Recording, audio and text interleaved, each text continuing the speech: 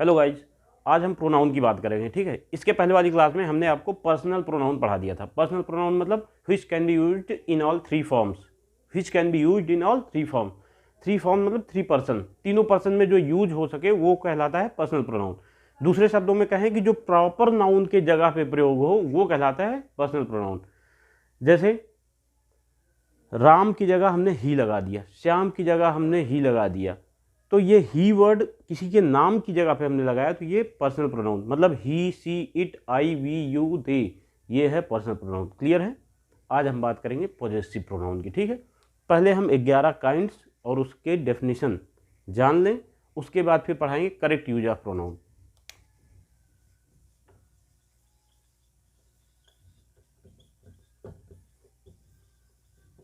Possessive pronoun, possessive case पढ़ाया था ना। पॉजेसिव केस जब पढ़ाया था तो सेम डिक्टो वही चीज़ ये भी है।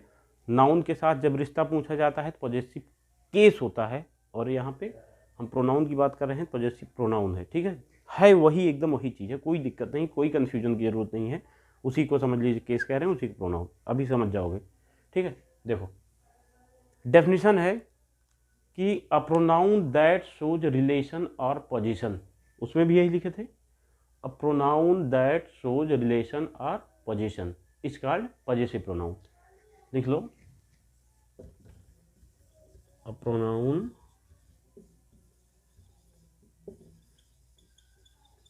that shows relation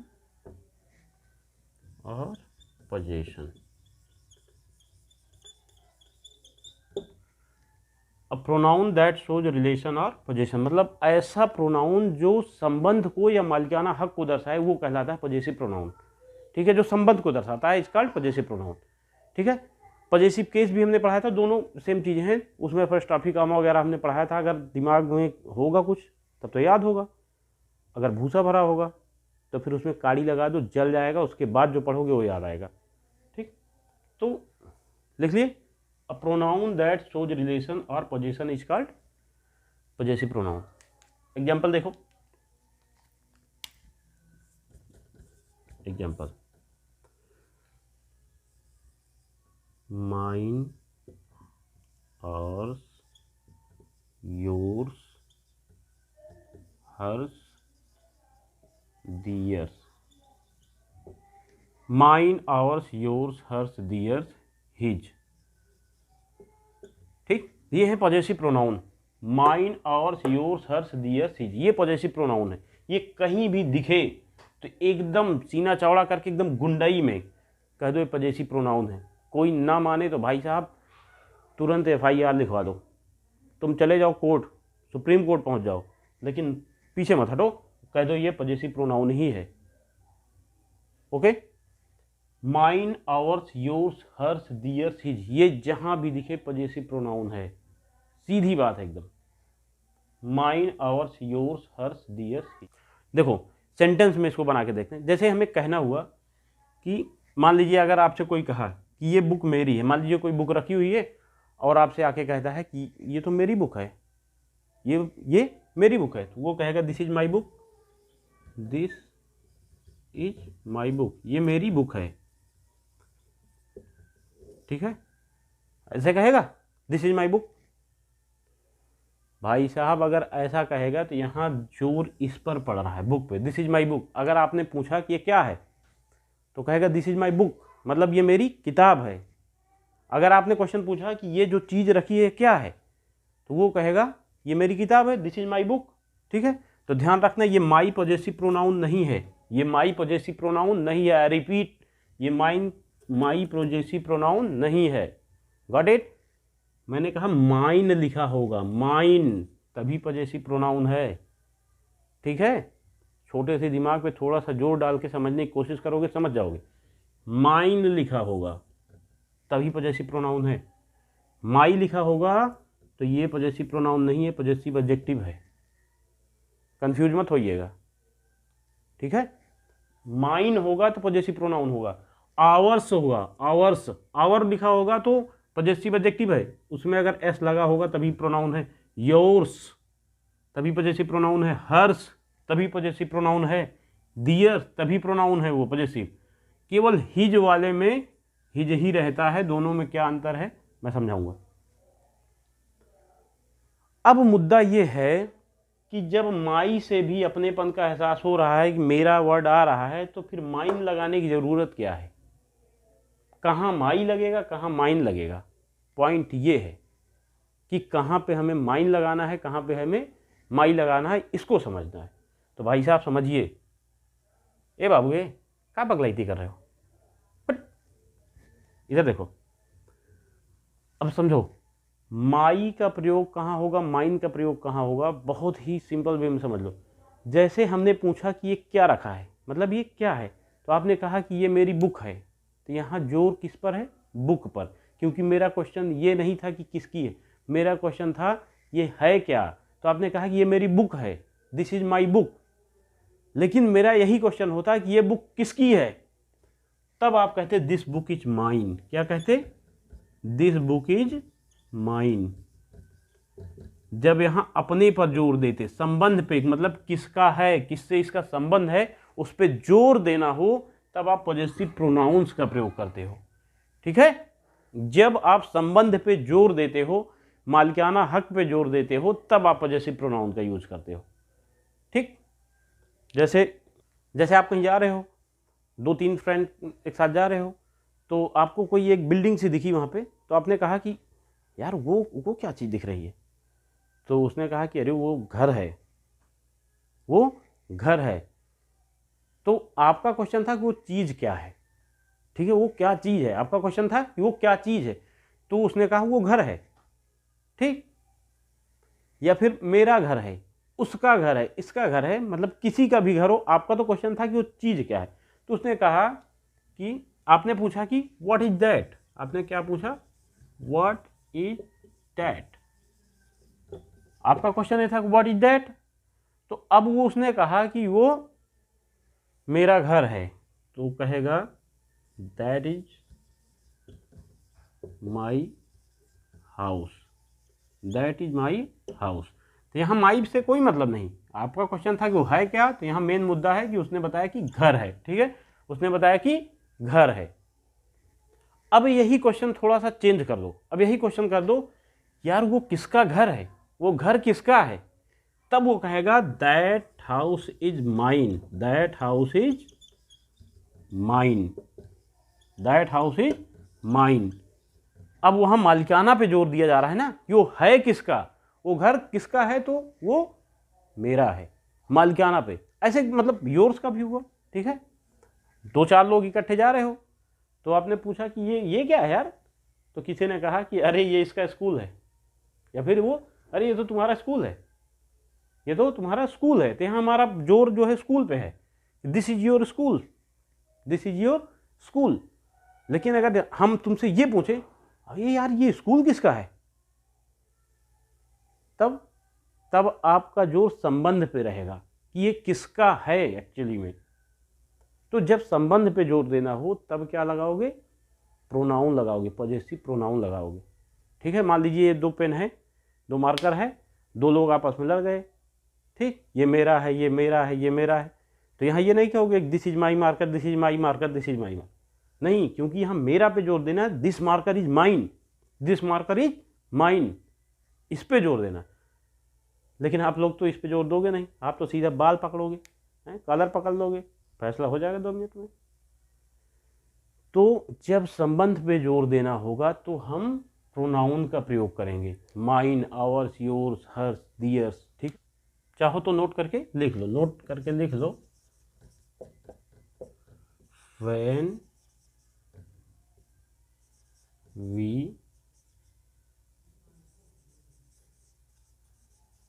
emphasis on relation or possession,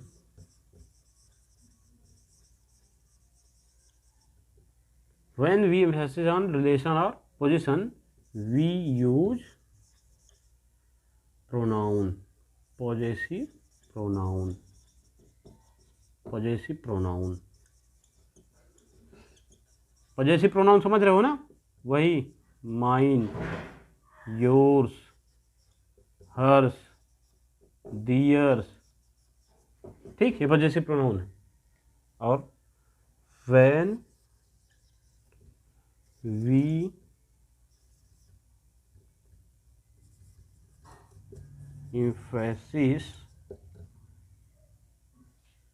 देखो when we emphasis on noun we use possessive adjective, मतलब जब हम वस्तु पर, जब हम नाउन पर जोर देंगे तब हम पजेसिव एडजेक्टिव यानी माई, योर, आवर, दियर लगाएंगे। और जब हम संबंध पर, रिलेशन पर जोर देंगे कि ये किसका है, मेरा है, तुम्हारा है, उसका है, ये बताना है हमें कि मेरा है, तुम्हारा है, उसका है, उनका है, तब हम माइन, योर्स, हर्स, दियर्स लगाएंगे। ठीक है, दोनों में क्लियर हो गया अंतर कि कहाँ माइन मतलब पजेसिव प्रोनाउन लगाना है, कहाँ पजेसिव एडजेक्टिव। ये माइन, योर्स, हर्स, दियर से पजेसिव प्रोनाउन है, माई, योर, आवर, दियर ये पजेसिव एडजेक्टिव है। मतलब जिसमें एस नहीं लगा है ये एडजेक्टिव है, जिसमें देखो एस लगा है, योर्स, हर्स, दियर्स, ये पजेसिव प्रोनाउन है। क्लियर है, नोट कर लो। चलो अच्छा बताओ, जैसे कहना हुआ कि यार वो घड़ी बड़ी अच्छी लग रही है, किसकी है वो, कहना हुआ ये उसकी है, ये घड़ी उसकी है, तो यहाँ क्या लगाएंगे, पजेसिव प्रोनाउन लगाएं, पजेसिव एडजेक्टिव लगाएं। हम लगाएंगे, जैसे हमें कहना हुआ दिस इज हिज वॉच, इसका मतलब हो गया कि ये उसकी घड़ी है, हमारा जोर इस पे चला गया, ये पजेसिव एडजेक्टिव होगा। ठीक है, लेकिन हमने कहा कि दिस वॉच इज हिज, अब यही हिज प्रोनाउन है। अब भैया आप समझ रहे हो कैसे क्लियर हुआ कि ये प्रोनाउन दोनों में हिज है, तो ये एडजेक्टिव हो गया, प्रोनाउन हो गया, कैसे, तो दोनों में फ़र्क समझो, ध्यान से समझना एकदम। ठीक, कभी भी नाउन और प्रोनाउन एक साथ नहीं लगते। ठीक, कभी भी पजेसिव प्रोनाउन नाउन के जस्ट पहले नहीं लगेगा। देखो वॉच क्या है, घड़ी नाउन है, उसके पहले अगर लगा है ये, तो इसका मतलब ये एडजेक्टिव है। ध्यान रखना इस बात को। ठीक, इस बात को ध्यान रखना, इस बात की वैल्यू 1000 रुपये से ज़्यादा है। वॉच के पहले अगर कोई प्रोनाउन लगा है, वॉच नाउन है, नाउन के पहले अगर कोई प्रोनाउन लगा है तो वो प्रोनाउन नहीं, वो एडजेक्टिव है। ये हिज क्या है, ये एडजेक्टिव है भैया, ये क्या है, एडजेक्टिव है। कभी भी पजेसिव प्रोनाउन नाउन के पहले नहीं लगेगा। ठीक है, नाउन के पहले कभी भी पजेसिव प्रोनाउन नहीं लगेगा। अगर नाउन के पहले लगा है तो इसका मतलब पजेसिव एडजेक्टिव है। ठीक है, इसे पहचान लेना। अभी तक मैंने जितने एग्जाम्पल दिए, ठीक, जैसे this book is mine, this book is mine, मैंने ये एग्जाम्पल दिया था ना। तो भैया नाउन यहाँ है, देखो ये यहाँ लगा है पजेसिव प्रोनाउन, दोनों में फ़र्क है कि नहीं, क्योंकि प्रोनाउन होता ही नाउन के लिए है। तो दोनों भाई साथ साथ थोड़ी आएंगे, दोनों भाई एकदम साथ नहीं रहते हैं, कहते हैं तू चल पीछे मैं आ रहा हूँ, कहीं खतरा हो गया दोनों पिट जाएंगे, इससे अच्छा एक पिट कराएगा दूसरा बचा रहेगा। तो नाउन और प्रोनाउन दोनों साथ नहीं रहते हैं। क्लियर है। अब और देखो, दिस इज माई बुक, ये लग गया, ये है एडजेक्टिव। एडजेक्टिव नाउन के पहले लगता है लेकिन प्रोनाउन कभी नहीं। क्यों? क्योंकि एडजेक्टिव है क्या, नाउन प्रोनाउन जो विशेषता बतलाए, जो चुगली करता है वही तो एडजेक्टिव है। नाउन प्रोनाउन की जो चुगली कर रहा है वही एडजेक्टिव है। तो चुगलखोर कहाँ रहेंगे, जिसकी चुगली करना है उसके आगे पीछे ही घूमते रहते हैं चुगलखोर। बैग बीटर कहाँ रहते हैं, जिसकी चुगली करना है उसके आगे पीछे ही घूमते रहते हैं। ठीक, तो ये चुगलखोर होते हैं। एडजेक्टिव क्या है, चुगलखोर है। ठीक, चापलूस है, चापलूसी बतलाता है, चुगलखोरी करता है, यही है एडजेक्टिव। अभी आगे पढ़ाएंगे समझ जाओगे ना। चापलूसी, चापलूसी में बड़ी पावर होती है, बड़ी ताकत होती है। ऑयली टंग, इनको बोलते हैं ऑयली टंग। क्या बोलते हैं इंग्लिश में, फ्लैटरी तो है ही, वो तो इंग्लिश है। ऑयली टंग भी बोलते हैं। होते हैं ना कुछ लोग जबान पे मीठा बोलते हैं, मुख में राम बगल में छुरी वाली। तो जो जबान पे मीठा बोलते हैं उसको कहते हैं ऑयली टंग। ठीक, और इसमें वाकई ताकत होती है। आप देखे होंगे कि एक से एक ऐसे पड़े हुए हैं ना भाई साहब, क्या बताएं, मतलब हद कर देते हैं चापलूसी की। बॉस ने पूछा सभी कर्मचारियों से कि भैया ये मैंने ईंटा लिया, ईंट पत्थर, इसको पानी में डाल दिया, ये क्यों डूब गया बताओ।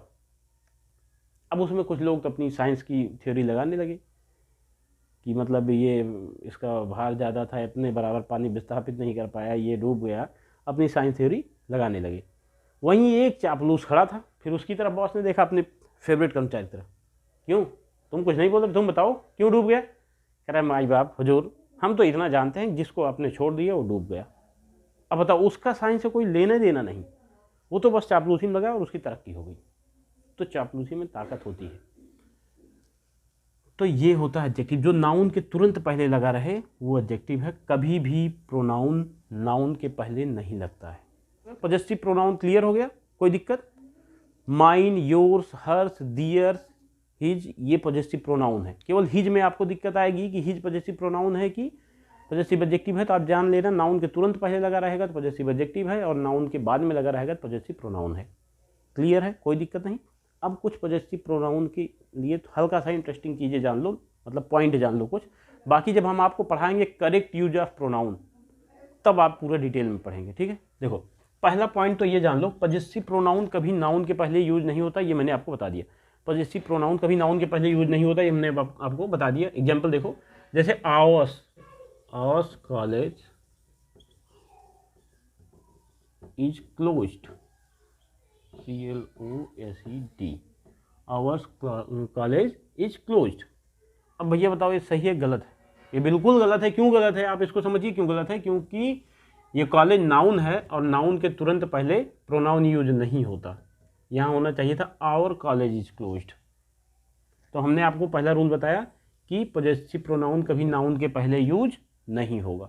दूसरा पॉइंट देखो भैया, पॉजेसिव प्रोनाउन कभी कभी सब्जेक्ट के रूप में यूज होता है, कभी कभी सब्जेक्ट के रूप में भी यूज होता है पॉजेसिव प्रोनाउन। हाँ, दिमाग बनना गया ना अब कि सर सब्जेक्ट तो पहले ही यूज हो जाता है और ये नाउन के पहले प्रयोग नहीं होता। तो भैया प्रभु दैत्यराज निशाचर, सब्जेक्ट ही नाउन है आपका या प्रोनाउन है, उसी की जगह पे यूज हो रहा है, तो उसके बाद तुम नाउन कहाँ से ला रहे हो? Come to the point. ये सब्जेक्ट के रूप में कैसे यूज होता है? देखो, जैसे हमने कह दिया yours is a new car, yours is a new car, yours is a new car. अब इसका मतलब समझ रहे हो क्या? इसका मतलब यही हो कि your car is a new car, your car is a new car. उसी को आप शॉर्ट में ऐसे भी लिख सकते हो, yours is a new car. Your car लिखने की जरूरत नहीं, उसकी जगह केवल योर्स हमने लगा दिया, काम हो गया। देखो सब्जेक्ट के रूप में यूज है कि नहीं? ये वर्ब है, वर्ब के सब्जेक्ट के रूप में यूज है कि नहीं? है ना। Mine is a big college, mine is a big college, मेरा कॉलेज बहुत बड़ा। सब्जेक्ट के रूप में यूज है कि नहीं? हाँ, अब समझो कि ये कब यूज होता है। अगला पॉइंट ये है कि पॉजेसिव प्रोनाउन का प्रयोग हम तभी करते हैं एज अ सब्जेक्ट के रूप में। ध्यान समझना इस बात को, पॉजेसिव प्रोनाउन का सब्जेक्ट के रूप में हम यूज तभी करते हैं जब एक बार उसकी चर्चा हम पहले ही कर चुके हों।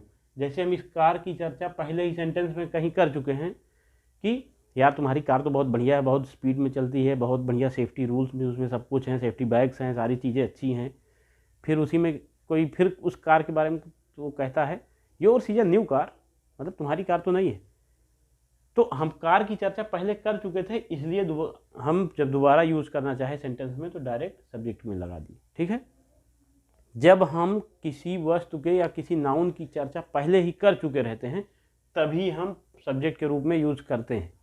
अभी इतना पॉइंट बैठा दो दिमाग में, बाकी तो पल्ले पड़ नहीं रहा होगा आपके। क्यों? क्योंकि जब हम पढ़ाएंगे करेक्ट यूज ऑफ प्रोनाउन तो भैया बहुत चीज़ें अभी पढ़ोगे।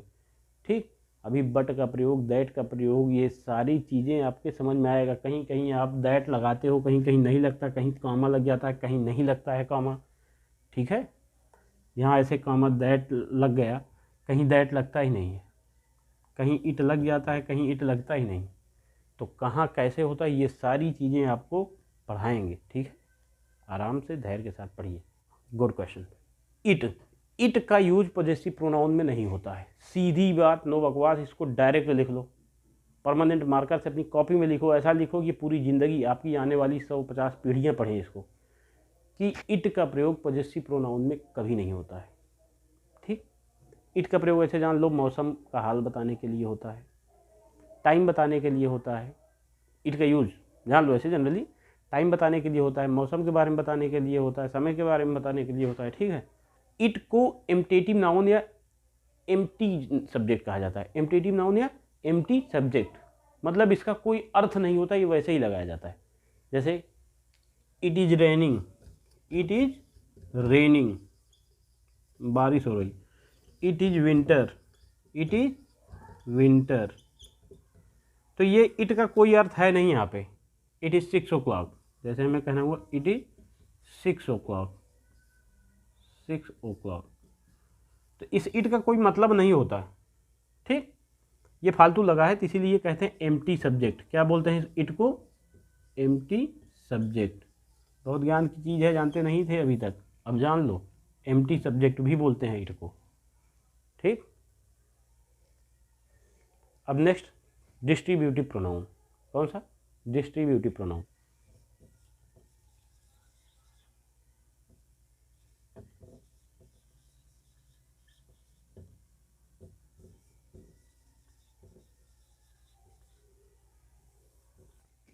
अब समझो डिस्ट्रीब्यूटिव प्रोनाउन क्या है। डिस्ट्रीब्यूटिव प्रोनाउन क्या है, बहुत ध्यान समझोगे तभी समझ में आएगा। जब 5-10 लोग बैठे हों, 5-10 लोग बैठे हों, उनमें से एक एक करके हमें बात करनी है। जैसे यहाँ 10 लोग हैं, ठीक, इनमें से 1 by 1 करके हमें बात करनी है सबसे। यह नहीं 10 के इकट्ठे बुला के हमें बात करनी, ठीक है। तो एक एक करके हमें अगर बात करनी है, एक एक को पॉइंट आउट करना है, तो हम वहाँ डिस्ट्रीब्यूटिव प्रोनाउन का प्रयोग करते हैं। किसका प्रयोग करते हैं? डिस्ट्रीब्यूटिव प्रोनाउन का।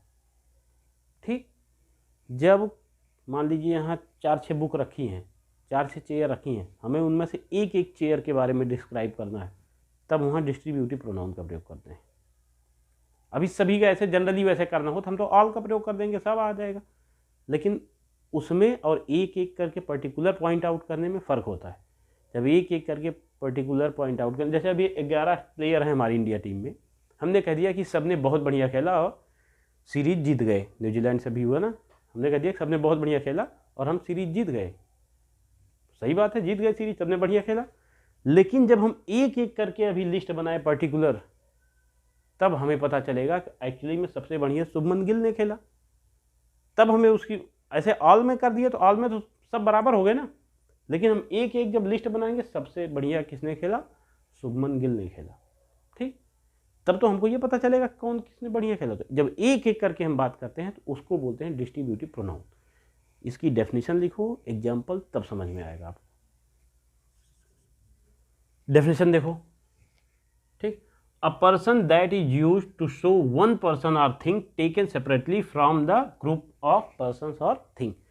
मतलब वही हुआ ना कि किसी ग्रुप में से, जैसे 4-6-10 लोग हैं, चाहे 4-6-10 लोगों का ग्रुप हो आदमियों का, या फिर 4-6-10 चेयर हैं, 4-6-10 बुक हैं, 4-6 कार हैं, उनमें से हम एक को पॉइंट आउट करते हैं या एक एक करके सबको पॉइंट आउट करते हैं, तो हम वहाँ क्या लगाते हैं? Distributive pronoun. समझ गया कि जब कई लोगों में से एक एक करके हम बात करेंगे तो उसे हम कहते हैं डिस्ट्रीब्यूटिव प्रोनाउन। अब एक एक तो आप समझ गए, अब समझो कि कैसे जानेंगे एक्चुअली। तो एग्जांपल देखो, ईच ऑफ द, ठीक, either of the neither of the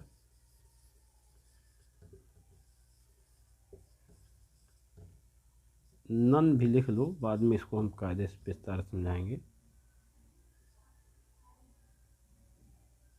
ठीक, ईच ऑफ द लगा रहे, either of the, neither of the, none. ठीक, ये कहीं भी आपको दिखे तो तुरंत आंख बंद करके डिस्ट्रीब्यूटिव प्रोनाउन ठोक देना, लेकिन ध्यान रखना ईच, ईदर, नीदर, नन दिख जाए तो नहीं, ये पूरा दिखना चाहिए। Each of the, either of the, neither of the. ठीक है, क्यों? क्योंकि अगर ये नहीं लगा है, ऑफ द नहीं लगा है भाई साहब, तो डिस्ट्रीब्यूटिव एडजेक्टिव बन जाएगा, एडजेक्टिव बन जाएगा, प्रोनाउन नहीं बनेगा, इसलिए ध्यान रखना। ठीक, each of the, either of the, neither of the अगर लगा होगा तब जान लेना कि ये क्या है, डिस्ट्रीब्यूटिव प्रोनाउन है। ध्यान से एकदम दिमाग में बैठा लो। Each of the, either of the, neither of the, none, एक कहीं भी आपको दिख जाएगा तो वो डिस्ट्रीब्यूटिव प्रोनाउन है। कहीं भी लिखा हो सेंटेंस में, बुक पढ़ रहे हो आप, पेपर पढ़ रहे हो आप, कहीं भी लिखा है, जा रहे हो, बोर्ड टंगा है कहीं भी, तुरंत सीढ़ी लगाओ, चढ़ जाओ, सर्किल मारो, नीचे लिख दो डिस्ट्रीब्यूटिव प्रोनाउन। ये आपका जन्म सिद्ध अधिकार है, बाल गंगाधर तिलक। नोट करो।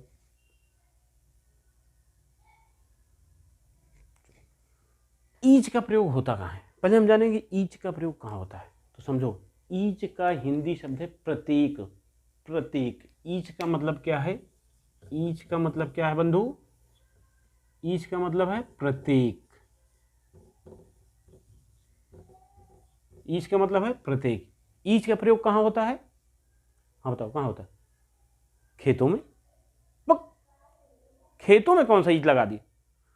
तो देख, ईच बोल रहा हूँ, बीज नहीं बोल रहा हूँ। कान खराब हो गए इसके, ज़्यादा ठंडी आई है, जब से ये नहाया नहीं होगा। बेटा एक दिन, किसी दिन टाइम निकाल के फुर्सत में नहा लो, तुम कान वान साफ कर लो, सुनाई पड़े। ईच बोल रहा हूँ, बीज नहीं बोल रहा हूँ। ईच लिखा है साफ साफ, देख लो। ईच का मतलब है प्रतीक, मतलब कई लोग हैं। ठीक, कई लोग हैं या कई वस्तुएं हैं, उनमें से वन बाई वन करके सबके बारे में बात करना है, दैट इज कॉल्ड ईच। दो या दो से अधिक वस्तुओं में प्रत्येक के सेंस में ईच का प्रयोग होता है। ठीक, क्लियर? अरे कुछ लिख लो, बोल रहा हूं यार, एक तो ऐसे भी तबीयत खराब है फिर भी पढ़ा रहा हूं, सब लिखना जरूरी है, लिख लो। दो या दो से अधिक वस्तुओं के लिए प्रत्येक के सेंस में ईच का प्रयोग होता है। ठीक, दो या दो से अधिक वस्तुओं के लिए प्रत्येक के सेंस में, इन द सेंस ऑफ प्रत्येक, प्रति एक। प्रत्येक का मतलब होता है प्रति एक, मतलब प्रति एक, वन बाई वन, एक एक करके। ठीक है, प्रत्येक वर्ड के लिए हम किसका प्रयोग करेंगे? ईच का। क्लियर? एग्जाम्पल देखो, जैसे यहाँ पर 4 बच्चे बैठे हैं, हमने कहा कि ये चारों स्टूडेंट में सबके सब अच्छे हैं। हमने कहा कि चारों के चारों स्टूडेंट में सबके सब अच्छे हैं। तो each of the 4 student, each of the 4 students is good. अब भाई साहब के दिमाग में चल रहा होगा सर ऑल लगा देते बात खत्म। तो अभी हमने क्या बताया? ऑल का मतलब होता है जनरली, हमने बोल दिया कि सभी अच्छे हैं। लेकिन जब हमने कहा each of the 4 students is good, इसका मतलब वो चारों एकदम ब्रिलियंट हैं, चारों बहुत ही अच्छे हैं। ठीक है, उनसे क्वेश्चन करके देखो, तुम्हारे पूछने से पहले जवाब दे देंगे वो, इतना बढ़िया है। तो ये फर्क होता है। ठीक है, each of the 4 student is good. अब पॉइंट वाली बात क्या है? Point to be noted Maillard, यहाँ स्टूडेंट्स क्या है? प्लूरल है। क्या है? ध्यान रखना, ईच ऑफ द के बाद जो नाउन आएगा, ये 4 रहता ना रहता, यहाँ 2 होता। अच्छा, एक के लिए ईच का प्रयोग होता ही नहीं, ये 2 या 2 से अधिक के लिए ही होता है, तो एक होगा नहीं। चाहे 2 या 4 6 ना लिखा होता कुछ, तब भी यहाँ जो प्रोनाउन आएगा वो प्लूरल होगा मिलावट। ठीक है, क्लियर? ए बाबू इधर देख लो, पगलैती नहीं। क्या होगा? प्लूरल। और ध्यान सुनो, ट्विस्ट अब आएगा।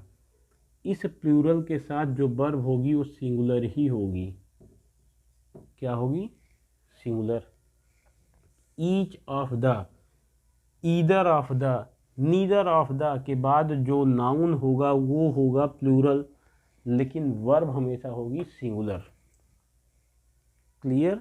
जैसे हमने कहा कि सभी लड़कों ने पुरस्कार जीता, मान लीजिए हमारी आप सभी कहीं पे हम आपको एक टीम बना के ले जाएं खेलने के लिए, स्पोर्ट में कहीं भी ले जाएं, और लौट के आए तो हम किसी को बताएं कि हमारे सभी बच्चों ने, प्रत्येक बच्चों ने पुरस्कार जीता है, तो हम कैसे बोलेंगे? यही तो कहेंगे कि each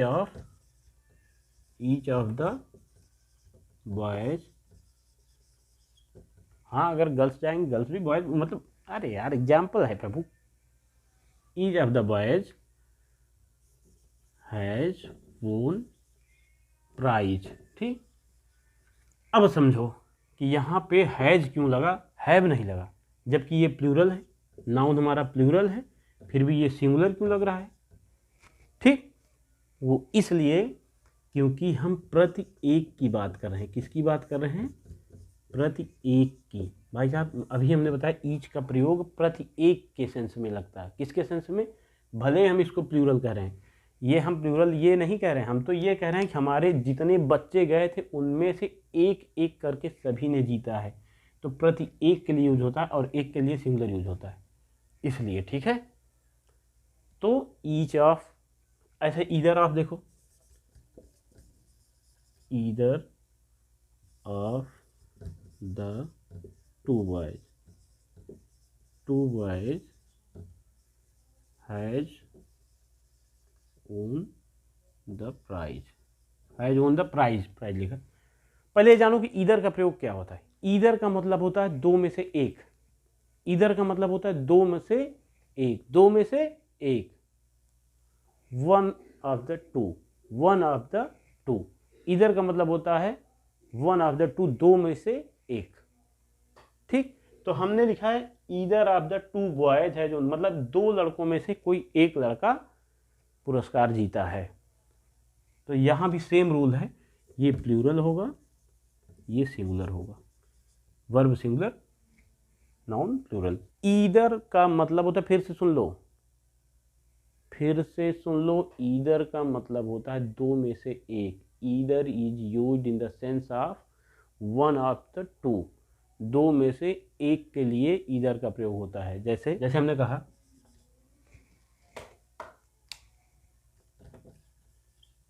either of you can stay, either of you can stay.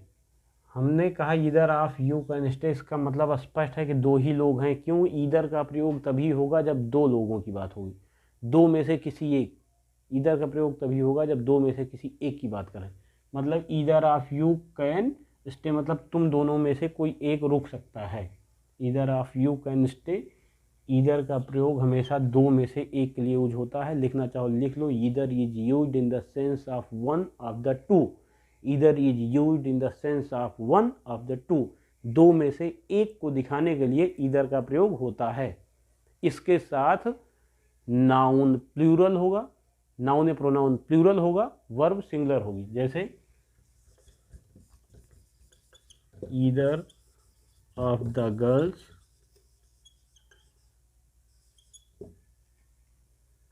Are naughty, इन दो लड़कियों में से कोई एक लड़की शरारती है। हमने ये सेंटेंस लिख दिया और आपसे पूछ लिया सही है गलत, बताओ। हाँ बिल्कुल ये गलत है। क्यों गलत है? क्योंकि हमने क्या बताया आपको कि नाउन जो है ये तो प्लूरल रहेगा, गर्ल नहीं रहेगा, गर्ल्स रहेगा, लेकिन यहाँ ये इज ही लगेगा। Each of, either of, neither of के साथ जो वर्ब रहेगी वो हमेशा सिंगुलर ही लगेगी। इसको दिमाग में एकदम बैठा लो। ठीक, कोई दिक्कत? नो दिक्कत। चलो नीदर भी जान लो। ऐसे नीदर का प्रयोग, neither of the girls is naughty, naughty मतलब शरारती, वो डॉट टिंगू वाली नहीं, इतना भी नहीं पता। Neither of the girls is naughty. Neither, either का मतलब होता है दो में से एक। ईदर का, इस ईदर का मतलब है दो में से एक, और नीदर का मतलब है दो में से कोई नहीं।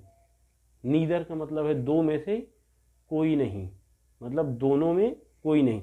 Neither of the girls is naughty मतलब दोनों में कोई शरारती नहीं है, दोनों के दोनों इंटेलिजेंट हैं, शरीफ हैं, पढ़ी लिखी हैं। ठीक है, कोई दिक्कत?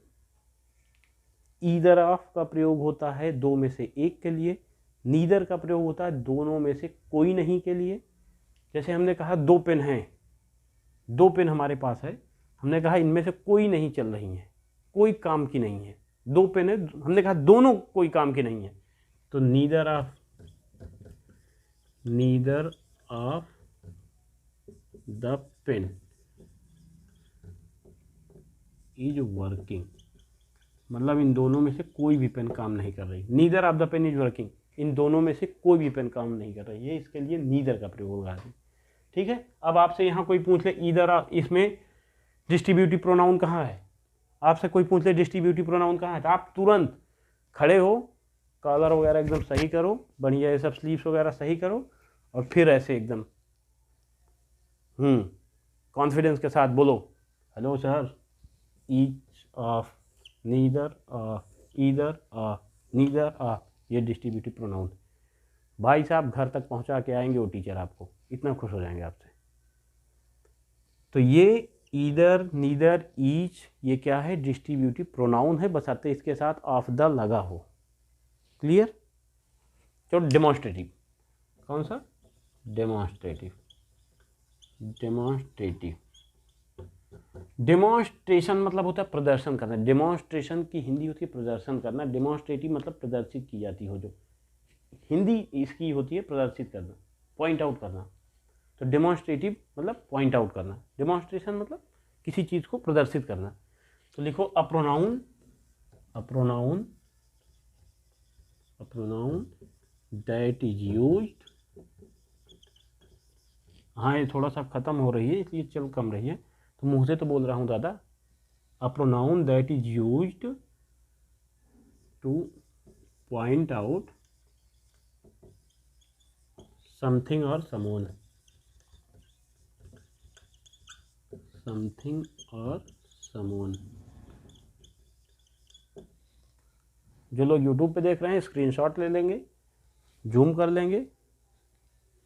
अ person that is used to point out something और समवन, मतलब sorry, a pronoun that is used to point out something और समवन, मतलब किसी चीज को पॉइंट आउट करने के लिए जो प्रयोग होता है उसे हम कहते हैं डेमोन्स्ट्रेटिव प्रोनाउन। क्या कहते हैं, डेमोन्स्ट्रेटिव प्रोनाउन। किसी चीज को पॉइंट आउट करने के लिए, दिखाने के लिए, जैसे हम कहते हैं वो गाड़ी मेरी है, वो, तो ये जो दिखा रहे हैं ना, प्रदर्शित कर रहे हैं, ये डेमोन्स्ट्रेशन है। ठीक, ये बैग मेरी है या ये मेरा बैग है, तो ये ऐसे ऐसे करते हैं ना, जो ये पोस्चर ही हमारा डेमोन्स्ट्रेशन है।